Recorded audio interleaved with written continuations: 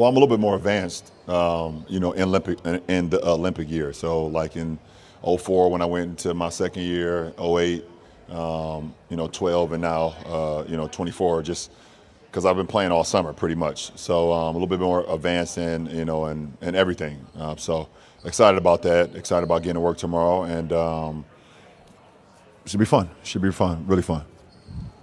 Yeah, LeBron, good to see you again. Good luck this year. What's your level of excitement and anticipation of playing with your son? It's a lot of excitement, just pure joy, to be honest, to be able to come to work every day, put in the work, hard work with your son, every day, and be able to see him continue to grow. We push each other. He pushed me, I push him.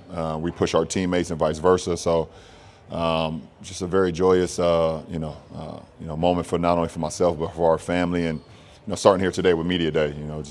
We've been in a couple photo booths, did an interview over there with Spectrum. That was pretty cool. So it's pretty awesome. Gives you a lot of life. It gives you a lot of life, especially when you're around young guys. I had a lot of fun, this summer with Ant-Man and Tyrese Halliburton and some of the young guys on the team.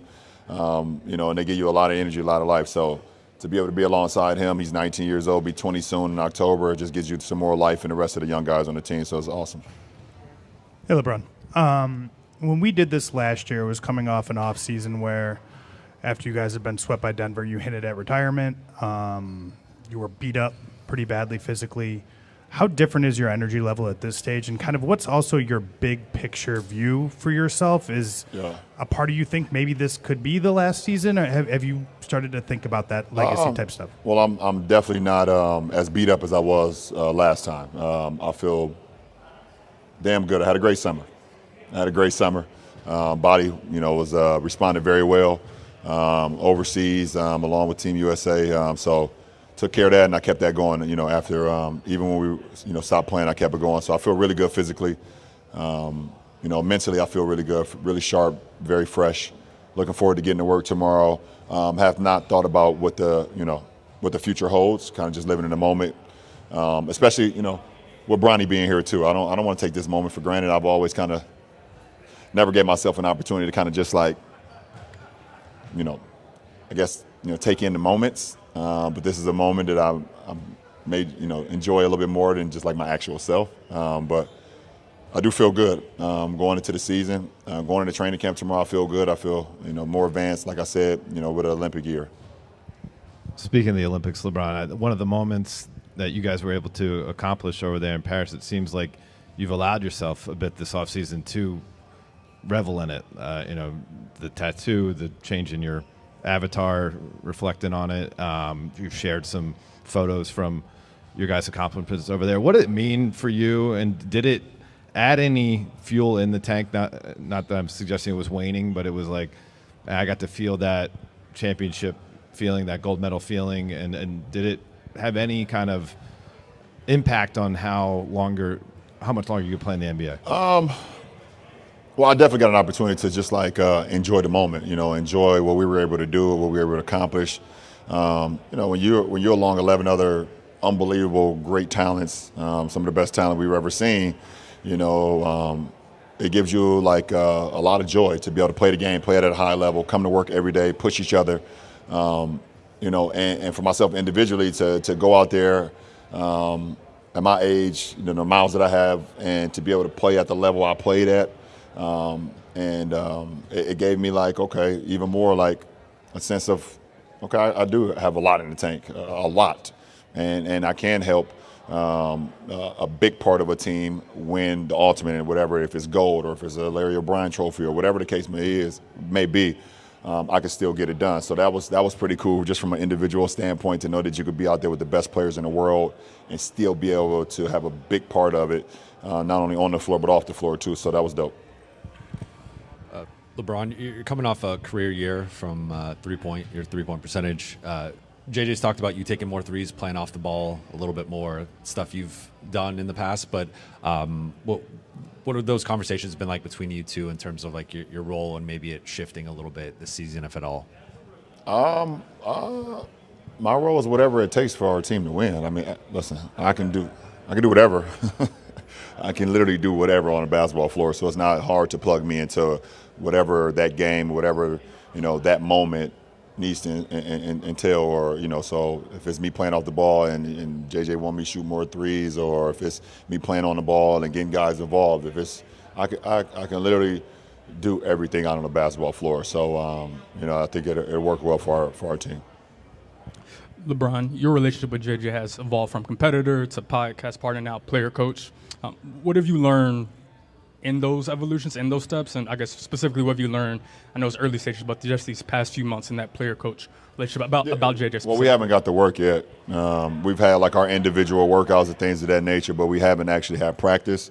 But I know from being alongside of him and, having our pods and being a competitor, I know that he's detailed, super detailed when it comes to that. And I know our coaching staff is detailed from, going against them in the past and things of that nature. So that's what it's all about. I think, putting the work in and being detailed and us knowing exactly what we need to do when we go out on the floor, not only in game situation, but practice, shoot-arounds, film sessions, everything.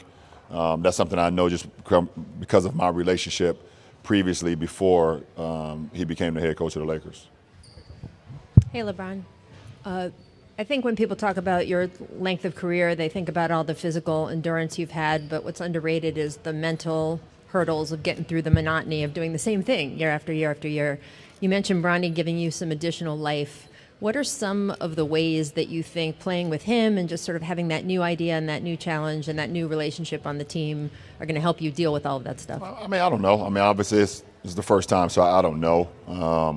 But I think just in the sense of just seeing, him continue to grow as a basketball player, no matter if it's here up, with us or if it's, down with the G League team, and him continue to get better and better and better. I don't know what that even looks like. His job is to, put the work in, get better and better, just like the rest of us. And we want to hold him accountable. He's going to hold us accountable, and everybody, if we all do that, we'll all get better, because we're all one team, We're a reflection of the South Bay. South Bay is a reflection of us, So if we're all getting better and we're all preaching the same things, then it all works in everybody's favor. So, there's no substitution for hard work and continue to grow and stacking days. And I know he's going to do that because that's just what he's about. Hey, Bron, good to see you. Ahead of this historic moment, you mentioned that you and Bronny discussed certain things such as, he's not allowed to call you dad on the court. What other things have you guys discussed behind the scenes to make this milestone work? And in addition to that, we all know when you expressed that this dream started for you, but personally, when did you decide it was your dream to play with your son? Well, we don't, to be honest, if you have kids, I'm